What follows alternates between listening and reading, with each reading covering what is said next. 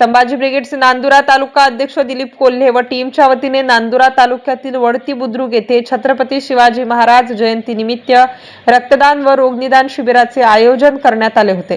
कार्यक्रमाचे अध्यक्षस्थानी एकनाथ कोल्हे तर प्रमुख अतिथी म्हणून सुभाष कोल्हे, कोमल तायडे, प्रतिभा काळे, उपविभागीय परिवहन अधिकारी बुलढाणा, महादेव धंदरे, पोलीस उपनिरीक्षक नांदुरा, कोमल सचिन तायडे, आरटीओ ठाणेदार मुकेश गुजर, पिंपळगाव राजा, मोहन पाटील, भगवान सोयस्कर, मराठा सेवा संघ तालुकाध्यक्ष नांदुरा, मंगेश सोळंके, राधाताई कोल्हे, सरपंच अमर पाटील, जिल्हा अध्यक्ष संभाजी ब्रिगेड बुलढाणा यांच्यासह अनेक मान्यवर प्रामुख्याने उपस्थित होते।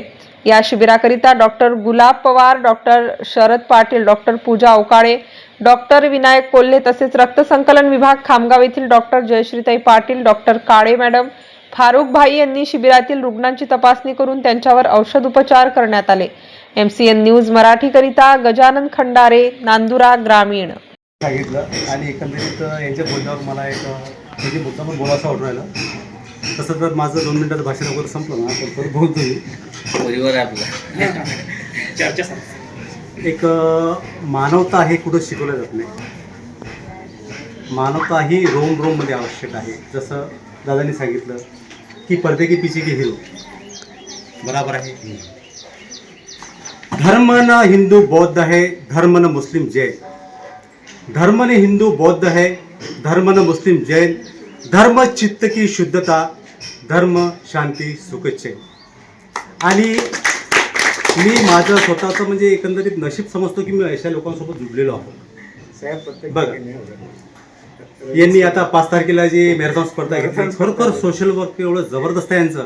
आणि सर गावकऱ्यांकरताच नाही, पोलिसांकरता आणि पोलिसांच्या फॅमिलीकरता सुद्धा मोफत आपलं हे करतात, पूर्ण डिपार्टमेंटसाठी। हां, पूर्ण डिपार्टमेंट करतात। आणि त्यानंतर अमर भाऊचं कसं रमेश भाऊ ओळखतो मी, मोहन भाऊ, त्यांचं कुटुंबच असं आहे की आम्ही त्यांच्या सहवासामध्ये आहे। आणि हे मानवता जागृत असलेली लोक, यांची मानवता जागृत आहे। बघा मानवता कशाला म्हणतात तुम्हाला थोडक्यात सांगतो। हा रस्ता आहे, या रस्त्यावरून एखादा मुलगा चालला ज्याच्या गळ्यामध्ये हिरवा रुमाल आहे। आता हिरवा रुमाल म्हणजे आपण कसे तुमचं समजता आता कोण आहे, तर तो पडला आणि हे बाकीचे सर्व इथून धावत गेले। निळा रुमालवाला धावत गेला, भगवा रुमालवाला धावत गेला, त्याला उचलून त्याला दवाखान्यात नेलं। म्हणजे यांची मानवता, यांचा धर्म मनातील जागृत झाला। तर ज्यांचा धर्म जागृत आहे ते लोक असे या प्रवाहामध्ये आहेत। आणि त्यांच्या सहवासामध्ये आपण असणं म्हणजे आपली सुद्धा मानवता जागृत आहे। प्यार दो प्यार लो, बराबर आहे। आणि दुनियाची रीत आहे, निसर्गाचं हे एक तुम्हाला दुनिया गोल आहे। जो बोएगा वही पाएगा, जो बोएगा वही पाएगा, तेरा किया आगे आएगा, सुख दुख है क्या फल कर्मों का, जैसी करनी वैसी बननी। याच्याकरता मानवता जागृत ठेवा आणि तुम्ही आम्हाला बोलत राहा। तुमच्या सहवासात आम्हाला खूप चांगलं वाटते काय एकंदरीत। आणि आमचं ब्रेन वॉश होऊन जाते ते ड्युटीपेक्षा, ते डीजे बीजे याच्या त्याच्यापेक्षा आम्हाला हे खूप चांगलं वाटते आणि आम्हाला प्रोटीन भेटते। उत्तम गायक पण आहेत आणि मॅरेथॉनमध्ये 3 किलोमीटर धावलेच आहेत। आणि बघा या खेळापासून म्हणजे आता मी पण खेळाचं आमचं म्हणजे माझे नातेवाईक आहे इथं पण नाव जोडलेली आहे। तर तुमच्या खेळापाड्याकरता गाणं तर म्हणणार नाही पण एक कविता सादर करतो। सर्वांना शिवजयंतीच्या खूप खूप शुभेच्छा। कितवी शिवजयंती आहे याच्यावरती वादनं घालताना आपण शिवजयंती खूप मोठ्या उत्साहामध्ये साजरी केली पाहिजे असं मला वाटतं। आणि आता हे 3रं वर्ष आहे शिबिराचं। आता बहुतेक पुढच्या वर्षी म्हणजे मागच्या वर्षी बहुतेक एकच शिबिर ठेवलेलं होतं दादांनी, आता यावेळेस भरपूर शिबिरे ठेवलेले आहे। नेत्र चिकित्सक आहे, रक्तदान आहे, रक्त तपासणी शिबिर आहे, असे बरेचसे शिबिर आहे। आणि पुढच्या वर्षी अजून धुमधडाक्यात हे शिबिर साजरं होणार आहे अशी मी म्हणजे शिवाजींच्या प्रार्थना करते आणि थांबते। धन्यवाद। जय जिजाऊ, जय शिवराय मंडळी। मी श्रीमती प्रियंका अनिल काळे, सहाय्यक मोटार वाहन निरीक्षक, आपल्या उपप्रादेशिक परिवहन अधिकारी कार्यालय बुलढाणा यांच्या वतीने सर्व महाराष्ट्रातील जनतेला, बंधू भगिनींना आवाहन करू इच्छिते की आपल्याकडे एक पद्धत पडलेली आहे की आपण शिवजयंती आली की जी तरुण पिढी आहे ती मद्यप्राशन करून डीजेच्या तालावर नाचतात.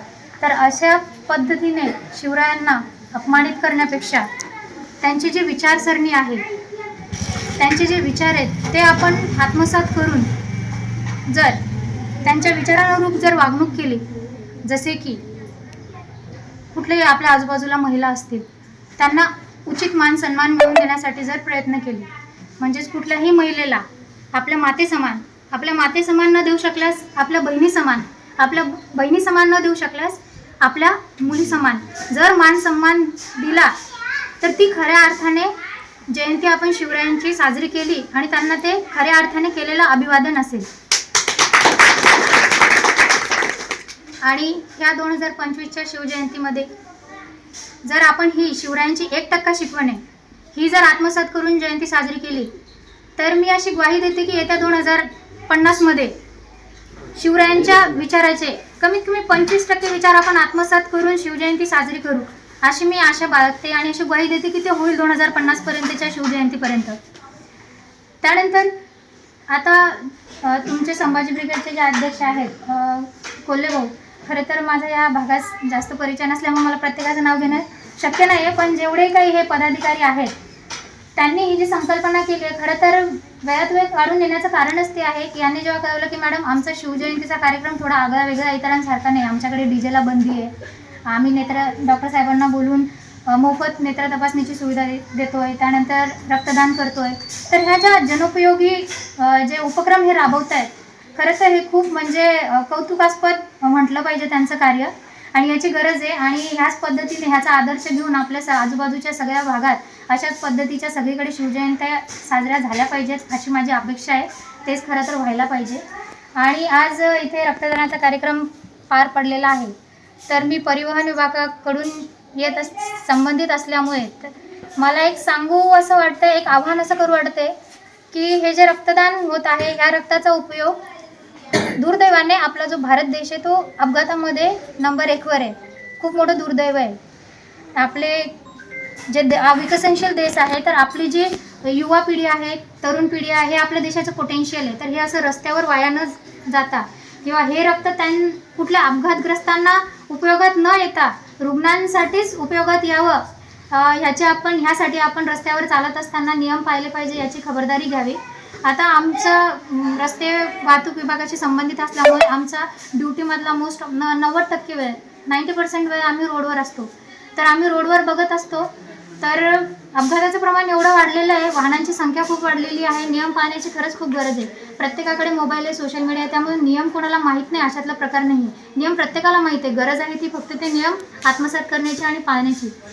आम्ही रस्त्यावरून जात असताना कितीतरी वेळा असं होतं आहे की आता आम्हाला इंटरसेप्टर वाहनं मिळालेली आहेत, तर कितीतरी वेळा आम्ही रस्त्यावर पडलेले जे हे असतात अपघातग्रस्त त्यांना उचलून बरं लोकांची मानसिकता अशी झाली आहे की कोणी मदतीला समोर देखील येत नाही. आम्ही आमच्या वाहनातून त्यांना हॉस्पिटलला पोहोचवलेलं आहे.